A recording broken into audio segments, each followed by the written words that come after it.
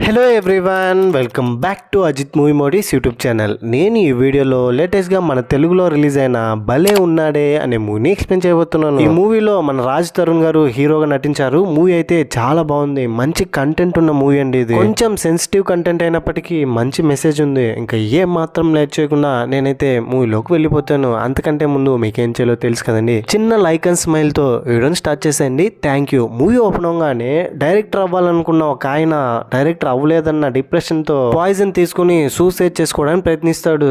చివరాఖరికి తనకు తెలిసి వచ్చేది ఏంటంటే తను తాగిన పాయిజన్ ఎక్స్పైర్ అయిపోయిందని. అది కూడా అతనికి ఎప్పుడు తెలుస్తుందంటే హాస్పిటల్లో తెలుస్తుంది. తనని డాక్టర్స్ కాపాడేసి ఉంటారు. సరిగ్గా అప్పుడే నన్ను ఎందుకండి కాపాడారు, చనిపోవాలనుకున్న నన్ను ఎందుకు సార్ బ్రతికించారా అంటూ ఉంటే సరిగ్గా అప్పుడే అందమైన నర్స్ అక్కడికి వస్తుంది. తనని చూడంగానే మనోడు మనసు పారేసుకొని అలా తనకి సైట్ కొడుతూ ఉంటాడు. అండ్ సరిగ్గా అప్పుడే పక్క బెడ్ లోనే మన హీరో రాధా ఉంటాడు. తనని చూసిన తర్వాత ఏంటి బాబు నువ్వెందుకు ఇక్కడికి వచ్చావు, నీకు అసలు ఏమైంది, ఒంటి నిండా ఈ గాయాలేంటి, అసలు నీ కథ ఏంటి అని అతను అడిగితే అప్పుడు చెప్తాడు రాధా తన కథ ఏంటని. భలే ఉన్నాడే అనే మూవీ టైటిల్ కార్డ్ తో కట్ చేస్తే రాధా చిన్నప్పుడు తన ఫ్రెండ్ ఒక అమ్మాయి మనం అమ్మా నాన్న ఆట ఆడదామా అంటే వద్దు, మనం అక్క చెల్లి ఆట ఆడదామని తనతో అంటాడు. కొన్ని సంవత్సరాల తర్వాత రాధా ఒక ఫ్యాషన్ డిజైనర్, ఆడవాళ్ళకి చీరలు కడుతుంటాడు, ఎస్పెషల్లీ పెళ్లిల్లో. ఒక రోజు రాధా తనకు తానే చీర కట్టుకొని అద్దంలో తన మొహాన్ని చూస్తుంటే పక్కింట్లో ఉన్న ఒక కుర్రాడు టెలిస్కోప్ లో విజువల్ చూసి చాలా బాగుంది అమ్మాయిని అనుకుని పక్కనున్న ఫ్రెండ్ తో చెప్తే అలాగే మొహం చూడు ఇంకా బాగుంటుందని మొహాన్ని చూడమంటే మొహాన్ని చూస్తే అతనికి పెద్ద షాక్. ఎందుకంటే అతను అబ్బాయి ఉంటాడు, అసలు మగాడయిండి ఇతడు చీర ఎందుకు కట్టుకుంటున్నాడు, అసలు ఏంటి వీడు అని చుట్టుపక్కల ఉన్న వాళ్ళందరికీ ఏం అర్థం కాదు. తనని కొంచెం తేడా అనుకునే వాళ్ళందరూ. ఇంటి పక్కనున్న సుబ్బారావు ఏమో తన పేరు రాధా, వంటలు కూడా చాలా బాగా చేస్తాడు, ఆడవాళ్ళకున్న అన్ని లక్షణాలు తనకున్నాయి, చీరలు కూడా కడతాడని తనని అందరికీ అమ్మాయి అమ్మాయి అని చెప్పేవాడు పక్కనున్న పాపారావుకి పుల్లారావుకి. ఇదిగో ఇప్పుడు మీరు స్క్రీన్ మీద చూస్తున్నారు కదా, తిన పేరు కృష్ణ. తినే మన మూవీలో హీరోయిన్. తను గ్రాడ్యుయేషన్ కంప్లీట్ చేసుకుని జాబ్ కోసం వెయిట్ చేస్తూ ఉంటుంది ఒక బ్యాంక్ లో అప్లై చేసి. ఇంకో విషయం ఏంటంటే కృష్ణకి తను చేసుకుపోయే వాడి గురించి చాలా ఎక్స్పెక్టేషన్స్ ఉంటుంది. అండ్ అలా ఉండాలి ఇలా ఉండాలి అని కలలు కనేది రోజు. ఆ తర్వాత నెక్స్ట్ డే రాధా అలాగే అతని ఫ్రెండ్ వీళ్ళిద్దరూ కలిసి ఒక మ్యారేజ్ ఫంక్షన్ కి వెళ్తారు. రాధా పెళ్లి కూతురికి చీర కట్టడం కోసం అక్కడున్న బామ్మలంతా ఏంటి చీర కట్టేది ఇతన, రాధా అంటే ఎవరో అమ్మాయి అనుకున్నాము, వీడేంటి ఇలా వచ్చేసాడని ఆ అమ్మాయిని టచ్ చేయకుండానే చీర కట్టాలని బెట్టు వేస్తారు రాధా వాళ్ళ ఫ్రెండ్ దగ్గర. రాధా కూడా పెళ్లి కూతుర్ని అస్సలు టచ్ చేయకుండానే చీర కడతాడనమాట తెలివిగా. ఇదంతా కిటికీలో చూస్తున్న బామ్మలు ఆశ్చర్యపోతాడు, ముట్టుకోకుండానే చీర కట్టేశాడు, భలే తెలివైన పిల్లోడని. అండ్ వాళ్ళు బెట్టు కట్టిన డబ్బులు మొత్తం పోతాయి. ఇటువైపు ఏమో మన హీరోయిన్ కృష్ణకి బ్యాంక్ లో జాబ్ వస్తుంది. జాబ్ లో జాయిన్ అయిన మొదటి రోజే అక్కడున్న అసిస్టెంట్ మేనేజర్ అయిన మన హీరో వాళ్ళ అమ్మ గౌరీని పరిచయం చేసుకుంటుంది. లంచ్ తీసుకుని వెళ్ళకపోవడంతో గౌరీనే తనని దగ్గరుండి చూసుకొని తను తీసుకొచ్చిన ఫుడ్ లో తనకు కొంచెం ఇస్తుంది. దాన్ని తిన్న తర్వాత కృష్ణ చాలా బాగా చేశారంటే మీ వంట అమోఘం అద్భుతం అనగానే చూడమ్మా ఇది నేను చేసింది కాదు నా కొడుకు చేసిందని తన కొడుకు గురించి చెప్తుంది. ఈ రోజుల్లో కూడా తల్లికి వంట చేసి ఇచ్చి పంపించే కొడుకులు ఉన్నారా అని చాలా ఆశ్చర్యపోతుంది. ఎవడబ్బా అర్జెంట్ గా తనని చూడాలి అని అనుకుంటుంది. రాధా చీర కట్టడానికి కొన్ని ఫంక్షన్స్కి వెళ్తే అక్కడున్న గర్ల్స్ రాధాను చూసి టెంప్ట్ అయ్యి తనతో రొమాన్స్ చేయడానికి ట్రై చేస్తారు. రాధా మాత్రం అస్సలు ఇష్టం లేకుండా నేరుగా తన మావయ్య దగ్గరకు వచ్చి తన బాధలంతా చెప్పుకుంటాడు. వస్తుందిరా నీ లైఫ్ లోను ఏదో ఒక అమ్మాయి ఖచ్చితంగా వస్తుంది, అంతవరకు నువ్వు ఇలాగే ఉండు అని అంటాడు. రాధా ఇంటికి వెళ్ళగానే అమ్మ లంచ్ బాక్స్ కడిగేసి ఉండడంతో ఏంటమ్మా ఈరోజు కొత్తగా బాక్స్ కడిగావు అంటే అదా నేను కాదరా బ్యాంక్ లో ఈ రోజు కొత్తగా ఒక అమ్మాయి చేరింది, పాపం తనకి నీ వంట చాలా బాగా నచ్చేసింది, లంచ్ తీసుకురాకపోవడంతో నేను తనకి ఇచ్చాను అంటే ఓ అలాగా కాంప్లిమెంట్ ఇస్తే అలా మనం కరిగిపోకూడదు, నీ బాక్స్ లో నుంచి ఏం తనకి ఇవ్వద్దు, కావాలంటే తనకి అంతలా వంట నచ్చింటే నేను రేపు తనకి ఇంకో బాక్స్ ఇచ్చి పంపిస్తాను అని చెప్పి నెక్స్ట్ డే నుంచి సపరేట్ గా అమ్మతో పాటు ఆ అమ్మాయికని ఇంకో బాక్స్ ఇచ్చి పంపిస్తాడు. ఆ తర్వాత నెక్స్ట్ డే తన కస్టమర్ ఒక అమ్మాయిని కలుస్తాడు. ఆ అమ్మాయి ఎవరో కాదు కృష్ణ వాళ్ళ ఫ్రెండ్ ఉంటుంది. ఆ అమ్మాయి హీరోని కలవడానికంటే ముందు హీరోనే కృష్ణని చూసేసింటాడు. ఒక చిన్న పాప ఐస్ క్రీమ్ తిని నోరు సరిగ్గా తుడుచుకోకపోతే టేబుల్ మీద ఉన్న క్లాత్ అనుకుని హీరోయిన్ కృష్ణ చున్నీ తీసుకుని తోడవడంతో కృష్ణకి హీరో మీద భయంకరమైన కోపం వస్తుంది. తర్వాత అక్కడికి తన ఫ్రెండ్ వస్తుంది, ఇతనే నేను చెప్పిన శారీలు కట్టే అబ్బాయి అని తనని పరిచయం చేస్తుంది. ఇంతకు ముందు తన చున్నీని పట్టి ఎవరో ఒక అమ్మాయి నోరు తురవడంతో హీరోయిన్ కోపం వచ్చి హీరోని ఎవరైతే ఏముంది అబ్బాయే కదా, నేను అతన్ని అబ్బాయి అని పిలుస్తాను, తన గురించి నాకు ఇంకేం డీటెయిల్స్ చెప్పకు అని అనేస్తుంది. అంతేకాకుండా అంత బాగా సీరియల్ సెలెక్ట్ చేస్తాడా, నేను కూడా చూస్తాను ఎలా సెలెక్ట్ చేస్తాడని. ఆ తర్వాత పెళ్లి షాపింగ్ మొత్తం హీరోతో కలిసి చేస్తుంది తన ఫ్రెండ్ కి. హీరో సెలెక్షన్ హీరోయిన్ కి చాలా బాగా నచ్చేస్తుంది. ఒక పర్టికులర్ పాయింట్ కి వచ్చేసరికి ఆ అమ్మాయి హైట్ వెయిట్ తన స్కిన్ టోన్ బట్టి ఏ కలర్ తనకు సెట్ అవుతుందని చాలా బాగా చెప్తాడు. ఇదంతా మనిషి ఎలాగున్నా సెలెక్షన్స్ బాగానే చేస్తాడని లోపల అనుకుంటుంది, తనతో బయట చెప్పకుండా. హీరో ఏమో హీరోయిన్ కి రోజు బాక్స్ ఇచ్చి పంపిస్తాడు వాళ్ళ అమ్మాయితో. దాని తిన్న హీరోయిన్ రోజు లెటర్ లో రాసి పంపిస్తుంది అది ఎలా ఉందని. హీరో రాధా కూడా ఆ లెటర్ లో ఉన్న కాంప్లిమెంట్ అన్నిటిని చాలా పాజిటివ్ గా తీసుకుని ఇంకా బెటర్ గా కుక్ చేసి కృష్ణకు పంపించేవాడు తన అమ్మ చేతిలో పెట్టి. ఒకరోజు హీరో రాధా వాళ్ళ అమ్మ దగ్గర బ్యాంక్ లో ఎవరో ఒక అన్నోన్ పర్సన్ వచ్చి రూడ్ గా ప్రవర్తిస్తే పక్కనున్న మన కృష్ణనే నేను బెదిరించి ఎక్కువగా మాట్లాడితే నిర్భయ కేసు పెట్టి నేను లోపలికి పంపిస్తానని అక్కడి నుంచి పంపించేస్తుంది. దీంతో అతను చెప్తానే నీ పని చెప్తానని తన మీద పగ పెంచుకుంటాడు. ఆ తర్వాత నెక్స్ట్ డే కృష్ణ వాళ్ళ ఫ్రెండ్ షాపింగ్ కి తను రాకపోవడంతో కృష్ణనే వెళ్లాల్సి వస్తుంది రాధతో పాటు. ఇద్దరు కలిసి ఒక హోటల్లో లంచ్ చేస్తారు. సరిగ్గా అప్పుడే ఇంతకు ముందు బ్యాంక్ లో ఒక అతను తన మీద పగతో వెళ్ళింటాడు కదా, చెప్తావే నీ సంగతి చెప్తానని. అతను హీరోయిన్ కృష్ణ దగ్గర ఉన్న బ్యాగ్ తీసుకుని వెళ్ళిపోతాడు. ఇది తెలుసుకున్న హీరో రాధా నేరుగా అతని దగ్గరికి వెళ్ళి బ్యాగ్ ఇచ్చేయండి, అమ్మాయి దగ్గర బ్యాగ్ లాక్కోవడం చాలా తప్పని చెప్తాడు. అంటే ఇప్పుడు నువ్వు హీరోనా, మమ్మల్ని కొట్టడానికి వచ్చావా అని. అక్కడున్న వాళ్ళందరూ ఒక గ్రూప్ గా చేరి హీరో మీద అటాక్ చేస్తే తనకి బాగా దెబ్బలు తగులుతుంది. హీరోయిన్ కృష్ణ ఏమో ఏదో పెద్ద హీరోలా వెళ్ళావు బ్యాగ్ తీసుకొచ్చేస్తానని, ఇప్పుడు చూడు ఏం జరిగిందో అని నవ్వుతూ ఉంటే, ఏంటండి మీరు, మీకోసం నేను ఇంత చేస్తే నవ్వుతారా అని, మీకు కొంచెం కూడా మనసే లేదని బాగా గొడవపడి తను తీసుకొచ్చిన బ్యాగ్ ఇచ్చేస్తాడు. వాళ్ళందరూ కొడుతూ ఉంటే తెలివిగా హీరో రాధా బ్యాగ్ వాళ్ళ దగ్గర నుంచి తీసుకొచ్చేసి ఉంటాడు. వీళ్ళిద్దరి మధ్య పెద్ద గొడవ అవుతుంది. ఆ తర్వాత నెక్స్ట్ డే బ్యాంక్ లో ఒక చిన్న ఫంక్షన్ ఉంటే ఫంక్షన్ కి గౌరీ కొడుకు రావాలని చెప్పి లెటర్ రాసి పంపిస్తుంది తన కొడుక్కి రాధాకి. నెక్స్ట్ డే అక్కడికి రాధా వెళ్తే అక్కడ ఉన్న కృష్ణ చూసి, నువ్వేంటి ఇక్కడ వచ్చావు, నాతో గొడవ పడ్డానికి వచ్చావు కదా, ఇక్కడ నుంచి వెళ్ళిపో, ఇక్కడ ఫంక్షన్ జరుగుతుందని బయటికి గెంటేస్తుంది. ఆ తర్వాత గౌరీకి ఒక అవార్డు రావడంతో ఆ అవార్డుకి స్టేజ్ కింద ఉన్న వాళ్ళందరూ క్లాప్స్ కొడుతున్నారు. ఈ అవార్డు రావాల్సింది నా కొడుకే నా ధైర్యం నా బలం అని రాధాని పిలిచి, నాకు సపోర్టెడ్గా ఉండడం వల్లే నేను ఈరోజు ఈ అవార్డు గెలుచుకోగలిగాను అని చెప్తుంది. ఇది చూడంగానే హీరోయిన్ కృష్ణకి ఏం అర్థం కాదు. అంటే ఇతనే గౌరీ మేడం కొడుకు అని అనవసరంగా గొడవ పడ్డానే అని అనుకుంటుంది. రాధా ఏమో ఇన్ని రోజులు నేను చేసిన వంటలన్నీ తిని నాకు లెటర్ రాసిన అమ్మాయి రాక్షసేనా అని అనుకుంటాడు. దాంతో ఇదంతా ఇంతకు ముందే వీళ్ళు గొడవ పడిన విషయం గౌరీకి అర్థమయ్యి, నాకు అర్థమైంది మీరిద్దరూ ముందే కలిసారు, గొడవ పడ్డారు, ఇప్పుడు జరిగిందంతా మర్చిపోయి అవన్నీ మిస్అండర్స్టాండింగ్స్ అనుకుని ఇప్పుడు మీరిద్దరూ కలిసి హ్యాపీగా మాట్లాడుకోండి వాళ్ళిద్దరిని వదిలేసి దూరంగా వచ్చేస్తుంది. ఇంతవరకు జరిగిందంతా మర్చిపోయి ఇద్దరు ఒకరితో ఒకరు మాట్లాడుకుంటారు. ఆ తర్వాత ఇద్దరు ఫ్రెండ్స్ అవుతారు.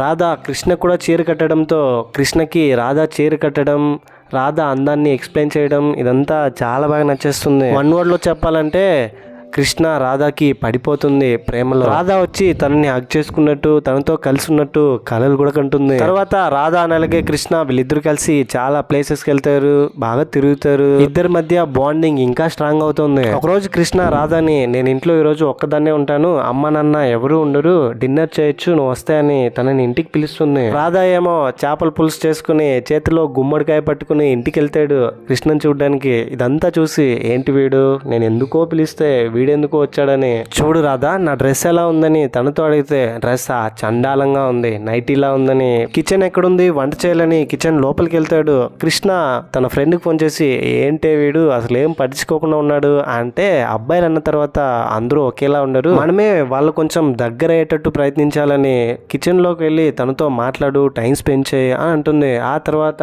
కృష్ణ రాధా దగ్గరికి వెళ్ళి తనని అప్రోచ్ చేయడానికి ట్రై చేస్తుంది. రాధా మాత్రం ఏం పట్టించుకోవట్లేదు. ఒక స్టేజ్కి వచ్చేసరికి కృష్ణ రాధాని కిస్ చేస్తుంది, అయినా కూడా ఏం పట్టించుకోడు. కొంతసేపటికి రాధా బాగా ఆలోచించి, ఓకే మనం ఇద్దరం ప్రేమించుకుంటున్నాం, పెళ్లి చేసుకుందాం, నేను బాగా చూసుకుంటాను అని చెప్పి ఇద్దరు ఎంగేజ్మెంట్ కూడా చేసుకుంటారు. ఎంగేజ్మెంట్ కి వచ్చిన తన ఫ్రెండ్ ఏం చెప్తుందంటే, హర్రే నేను అనవసరంగా తప్పు చేశానువే, నేను వాడిని పెళ్లి చేసుకుని వాడికి అసలు మగతనమే లేదంట, నన్ను మోసం చేశాడని తన ఫ్రెండ్ తో చెప్పి గట్టిగా చేసుకుని బాధపడుతుంది. అనవసరంగా నేను పెళ్లి చేసుకున్నా, తనని ఎందుకని పెళ్లి చేసుకున్నావు అని అడిగితే కాకపోతే తన ఫ్యామిలీ వల్ల పెళ్లి చేసుకున్నానని చెప్పాడు. నేను తనతో కలిసి ఉంటే హ్యాపీగా ఉండలేను, కోర్టులో చట్టబద్ధంగా మేమిద్దరు విడాకులు తీసుకోబోతున్నాము అని చెప్తుంది. ఇది వినంగానే ఏంటే పెళ్ళైన కొద్ది రోజులకి విడాకులు, ఇంకోసారి ఆలోచించుకోవచ్చు కదా అని కృష్ణ తన ఫ్రెండ్తో అంటే బాగా ఆలోచించే నిర్ణయం తీసుకున్నాం ఇద్దరు అని అంటుంది. అంతేకాకుండా కృష్ణ ఫ్రెండ్ కృష్ణకి ఇంకో ఉచిత సలహా ఇస్తుంది. అదేంటంటే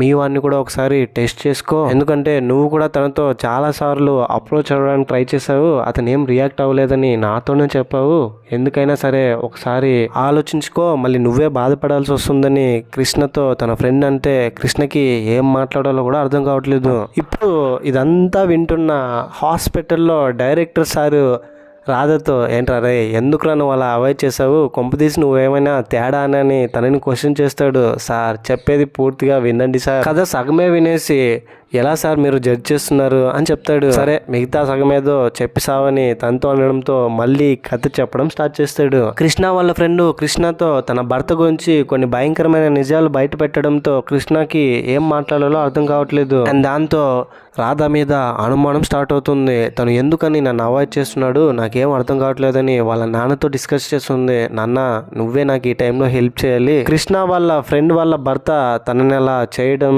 ఇదంతా కృష్ణ వాళ్ళ నాన్నకు అర్థమయ్యి సరే ఓకే ఇప్పుడు నీ భయం అంతా రాధా గురించే కదా, నాకు తెలిసిన ఒక స్వామీజీ ఒక అతను ఉన్నాడు, అక్కడ ఆశ్రమంలో నేచర్ డాక్టర్ కూడా ఒక అతను ఉన్నాడు, అక్కడికి వెళ్తే నీ ప్రాబ్లం సాల్వ్ అయిపోతుంది, ఒకసారి టెస్టింగ్ వెళ్ళిరండి క్యాజువల్ గా అని చెప్తాడు. ఇది కూడా రాధా గురించి చెప్పుడు కృష్ణ వాళ్ళ ఫ్రెండ్ని వెళ్ళమను అని చెప్తాడు. ఆ తర్వాత కృష్ణ తన ఫ్రెండ్ ఫోన్ చేసి మా నాన్న ఈ విధంగా ఒక ఆశ్రమం గురించి చెప్పారు, అక్కడ ఒక నేచర్ డాక్టర్ ఉన్నారంట, అతను వెళ్ళి కలుద్దామంటే ఏం అవసరం లేదు మేము ఆల్రెడీ విడాకులు తీసుకునేసాం అని చెప్తుంది. ఆ తర్వాత ఇంకా వేరే ఆప్షన్ లేక ఫోన్ పెట్టేస్తుంది. కృష్ణ రాధని తీసుకుని వెళ్తుంది చెకింగ్ కోసం. ఆశ్రమంకి వెళ్ళిపోయిన తర్వాత కృష్ణ అలాగే రాధ వీళ్ళిద్దరూ అక్కడున్న ఒక ఓల్డ్ కపుల్స్ ని చూసి చాలా ఆశ్చర్యపోతారు. అంత ప్రేమగా అంత ఆప్యాయంగా ఉంటారు వాళ్ళు, ఇంత వయసు అయినప్పటికీ వీళ్ళ మధ్య ప్రేమ అంతే ఎలా ఉంటుందని. డాక్టర్ కృష్ణని కలిసి సరే అమ్మా నీ బాధ నాకు అర్థమైంది, తనని టెస్ట్ చేయాలి అంతే కదా, తన రిపోర్ట్స్ తీసుకోకూడదు, టెస్ట్ చేసిందని తనకు కూడా తెలియకూడదు, పని చేద్దాం కొన్ని వనమూలికలు కలిపిన టాబ్లెట్స్ నీకు ఇస్తాను, దాన్ని పాలల్లో కలిపి అతన్ని తీసుకెళ్ళివ్వు అప్పుడు తెలుస్తుందని పాల గ్లాసు చేతిలో పెడితే కృష్ణ రాధ దగ్గరికి తీసుకెళ్తుంది. ఆ తర్వాత కృష్ణ రొమాంటిక్ గా రెడీ అయ్యి రాధ దగ్గరికి వెళ్ళి తనని మళ్ళీ టెంప్ట్ చేయడానికి ప్రయత్నిస్తే రాధకి ఏం అవ్వట్లేదు. ఏంటి ఏం రియాక్ట్ అవ్వట్లేదు, నేను ఇచ్చిన పాలు తాగాడని చూస్తే ఆ పాలు ఇంకొక అతను తాగేసింటాడు. తీసుకొస్తున్న దారిలో పొరపాటున పాల గ్లాస్ మారిపోవడంతో అతను ఆ ఆశ్రమం అంతా రచ్చ రచ్చ చేస్తాడు. ఆ తర్వాత నెక్స్ట్ డే మార్నింగ్ కృష్ణకి రాధకి ఆ ఓల్డ్ కపుల్స్ కొన్ని పురాణాల్లో శ్రీకృష్ణుడి గురించి రాధ గురించి చెప్పి వాళ్ళ ప్రేమ గురించి కూడా ఎక్స్ప్లెయిన్ చేసి ప్రేమ నమ్మకం ఇవన్నీ ఏ రిలేషన్షిప్ లో అయినా ఎంత ముఖ్యం ఇదంతా ఎక్స్ప్లెయిన్ చేస్తారు. ఇదంతా విని కొన్ని కొత్త విషయాలు తెలుసుకుంటారు కృష్ణ అలాగే రాధ. ఆ తర్వాత కృష్ణ దగ్గర రాధ లేని సమయం చూసి బ్యాంక్ లో ఇంతకు ముందు తనతో గొడవ పడి వెళ్ళింటాడు కదా, ఆ తర్వాత రెస్టారెంట్ లో కూడా గొడవ చేసింటాడు, అదేనండి బ్యాగ్ దొంగతనం చేసింటాడు. అతను కృష్ణ మీద అటాక్ చేసి తనని రేప్ చేయడానికి ప్రయత్నిస్తున్నాడు. ఇదంతా తెలుసుకున్న రాధ నేరుగా అక్కడికి వచ్చి వాళ్ళతో ఫైట్ చేసి కృష్ణని కాపాడడానికి ప్రయత్నిస్తున్నాడు. రాధాని విపరీతంగా కొట్టి అక్కడి నుంచి వెళ్ళిపోతారు వదిలేసి రాధాని కృష్ణని అక్కడే. ఈ విషయం వాళ్ళ పేరెంట్స్ తెలిసి ఇద్దరిని హాస్పిటల్ తీసుకెళ్తారు. కృష్ణ వాళ్ళ నాన్న కృష్ణని చూడమ్మా జరిగిందేదో జరిగిపోయింది, అయినా నాతో ఒక్క మాటైనా చెప్పిండాల్సింది కదా, మందు సిగరెట్ అలవాటు ఉంటే మానేస్తాడేమో అని అనుకోవచ్చు, కోపం ఎక్కువ ఉన్న మనిషి అయితే నీ ప్రేమతో పోగొడతావేమో అని అనుకోవచ్చు, అలాంటిది భర్తగా పనికిరాని ఒక వ్యక్తితో ఎలా అమ్మా కలిసి ఉంటావు, బాధగా ఉన్న మీరిద్దరూ విడిపోవడమే కరెక్ట్ అని కృష్ణ వాళ్ళ నాన్న కృష్ణని ఏదో ఒకటి చెప్పి అక్కడి నుంచి తీసుకెళ్లిపోతాడు. కృష్ణ నాన్న నేను ప్రేమించానన్నా అలా ఎలా వదులుకుంటానని అంటున్నా కూడా లాక్కుంటూ ఇది జరిగింటుంది. ఇంతవరకు జరిగిందంతా రాధా డైరెక్టర్ సార్తో చెప్పి ఇదే నాకు జరిగింది, అందుకనే నేను హాస్పిటల్కి వచ్చాను, ఆ తర్వాత ఏం జరుగుతుందో నాకు కూడా తెలియదని అక్కడి నుంచి వచ్చేస్తాడు కథ మొత్తం చెప్పి. ఇంటికి రాగానే అప్పటికే కృష్ణ వాళ్ళ బంధువులందరూ గొడవ చేస్తున్నారు. అలాంటి ఒక అబ్బాయికి మా అమ్మాయినిచ్చి ఎలా పెళ్లి చేయను, పాపం రాధా వాళ్ళ అమ్మకి ఇదంతా ఏం తెలియదు. ఆశ్రమం గురించి వాళ్ళిద్దరు అక్కడికి వెళ్ళింది, అక్కడ గొడవ జరిగింది. సడన్ గా ఇప్పుడు పెళ్లి క్యాన్సిల్ అంటున్నారేంటని వీళ్ళు. తర్వాత అక్కడికి రాధా రావడంతో ఇంట్లోపల నుంచి ఎంగేజ్మెంట్ ఉంగరం తెచ్చి వాళ్ళకి ఇచ్చి పంపించేస్తాడు. తర్వాత కృష్ణ వాళ్ళ నాన్న కృష్ణతో ఒట్టేయించుకొని మరి అదే ముహూర్తంలో వేరొక అబ్బాయికి కృష్ణనిచ్చి పెళ్లి చేయాలనుకుని పెళ్లి చూపులు కూడా ఏర్పాటు చేస్తాడు. పెళ్లి చూపులకు వచ్చిన అతను కూడా కొంచెం తింగరోడ్ అవడంతో కృష్ణ గురించి మొత్తం తెలిసి పెళ్లికి ఓకే చెప్పేస్తాడు. కృష్ణని చూడడానికి వచ్చిన పెళ్లి కొడుకు నెక్స్ట్ డే ఒక రెస్టారెంట్ లో కృష్ణని కలుస్తాడు. కృష్ణ మాత్రం రాధా గురించి ఆలోచిస్తుంది. ఆ రెస్టారెంట్ లోనే రాధాని చూసి తనతో మాట్లాడడానికి ట్రై చేస్తుంది. రాధా ఎమోషనల్ అయ్యి చూసి చూడనట్టు అక్కడ నుంచి వెళ్ళిపోతాడు. ఇంటికెళ్ళి రాధా వాళ్ళ మావయ్యతో ఎమోషనల్ అయ్యి చిన్నప్పటి నుంచి మా నాన్న ఎవరో నాకు తెలియదు, అలా నన్ను పెంచారు, నాన్న చనిపోయారంటే ఈ సమాజం జాలి చూపిస్తుంది, అదే నాన్న ఎవరో తెలియదంటే ఈ సమాజం ఎగతాళి చేస్తుంది, నాకు మా అమ్మకి ఎన్నో అవమానాలు ఇదంతా తట్టుకొని ఇప్పుడు ఈరోజు ఈ స్థాయికి వచ్చింది, చిన్నప్పటి నుంచి ఎవరు ఏమంటున్నా కూడా నాకు ఏ లోటు లేకుండా పెంచింది, మా అమ్మ నన్ను ఎంత బాగా చూసుకున్నప్పటికీ ఒక్కొక్కసారి నాకు మా నాన్న గుర్తొచ్చేస్తారు, నాన్న ప్రేమ ఎలా ఉంటుందో నాకు అస్సలు తెలీదు, ఒక్కొక్కసారి ఒంటరిగా ఉన్నాననిపిస్తుంది, మా అమ్మ పడిన బాధ ఎవరు పడకూడదనే నేను అమ్మాయితో కలిసి ఉండలేదు, పెళ్లి తర్వాతే అన్నీ అనుకున్నా, కానీ ఆ అమ్మాయి నన్ను అర్థం చేసుకోలేకపోయిందని రాధా వాళ్ళ మామయ్యతో చెప్పి చాలా బాధపడతాడు. కానీ ఇంతవరకు చెప్పిందంతా విని రాధా వాళ్ళ అమ్మ కూడా బాగా ఏడుస్తుంది. తను ఏడుస్తున్నది రాధాకి తెలిస్తే బాధపడతాడేమో అని దూరంగా వెళ్ళిపోతుంది అక్కడ నుంచి. యాక్చువల్ గా ఏం జరుగుతుందంటే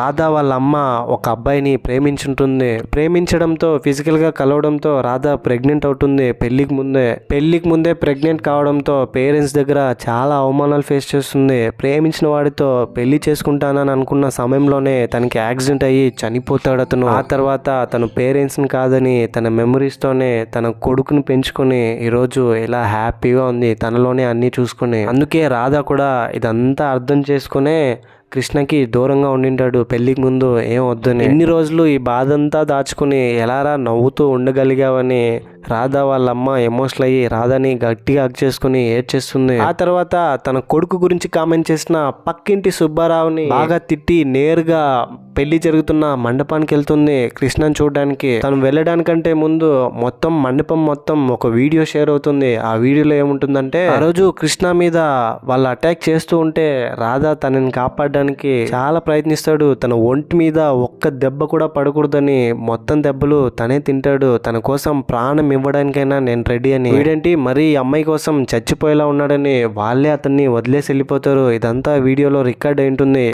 కృష్ణ వాళ్ళ అమ్మ వీళ్ళందరూ ఆ వీడియో చూసి ఇలాంటి అబ్బాయినా నువ్వు వద్దనుకుంది, ప్రాణం కంటే ఎక్కువ ప్రేమిస్తున్నాను నిన్నని కృష్ణతో అంటుంది. అండ్ అక్కడికి రాధా వాళ్ళ అమ్మ కూడా వెళ్ళి ఫస్ట్ టైం ఒక అత్త కోడల్ని లేపుకెళ్తుందని కోడల్ని అక్కడి నుంచి తీసుకెళ్లిపోతుంది. కృష్ణ వాళ్ళ నాన్నతో రాధా చాలా మంచోడు నాన్న, బయట సొసైటీలో ప్రేమించడం అంటే ఎక్కడ పెడితే అక్కడ ముద్దులు పెట్టుకోవడం కలిసి తిరగడం ఇదే అనుకున్నా, ఇప్పుడు వాడి వల్ల అసలైన ప్రేమ ఏంటో నాకు తెలిసింది. విడిపోవడానికి 100 కారణాలున్నా కలిసి ఉండడానికి ప్రేమ అనే ఒక్క కారణం చాలు. నన్ను వాడికంటే ఈ ప్రపంచంలో ఎవరు అంతలా ప్రేమించే వాళ్ళు ఉండరు నాన్న అని తనతో పాటు వెళ్ళిపోతుంది. రాధా వాళ్ళ అమ్మతో రాధా దగ్గరికి. రాధా ఇంట్లో కోపంగా ఉంటాడు కృష్ణ మీద. ఏదో చిన్న పాప అనుకుని నేను చేసిన తప్పుని క్షమించాయని ఒక చిన్న లెటర్ లో రాసి బాక్స్ లో వేసి పంపిస్తే లెటర్ ని చదివిన తర్వాత కృష్ణ పైన కోపం అంతా రాధాకి పోతుంది. రాధాని వచ్చి కృష్ణ గట్టిగా చేసుకుంటుంది. వీళ్ళిద్దరూ కలిసిపోతారు. Happy ending. ఆ తర్వాత ఈ స్టోరీ మొత్తాన్ని మన డైరెక్టర్ సార్ సినిమా తీసి హిట్ కొట్టేస్తాడు. అండ్ ఈ సినిమా చూడడానికి రాధా నెలగే కృష్ణ 3 పిల్లలతో వస్తారు. ఇంతటితో మూవీ కూడా ఎండ్ అయిపోతుంది. ఈ మూవీపై మీ ఒపీనియన్ ఏంటి, నా ఎక్స్ప్లెనేషన్ మీకు ఎలా అనిపించింది అనే దాన్ని ఏదో ఒకటి కింద కమెంట్ బాక్స్ లో తప్పకుండా నాతో షేర్ చేసుకోండి. అండ్ ఇలాంటి కైండ్ ఆఫ్ మరిన్ని మూవీ ఎక్స్ప్లెనేషన్ వీడియోస్ కోసం మన ఛానల్ ని సబ్స్క్రైబ్ చేసి బెల్ ఐకాన్ క్లిక్ చేసేయండి. ఇంకో ఇలాంటి ఇంట్రెస్టింగ్ మూవీతో మీ ముందు ఉంటాను. అంతవరకు హ్యాపీగా ఉండండి, నవ్వుతూ ఉండండి, నవ్విస్తూ ఉండండి. Thank you. జై హింద్.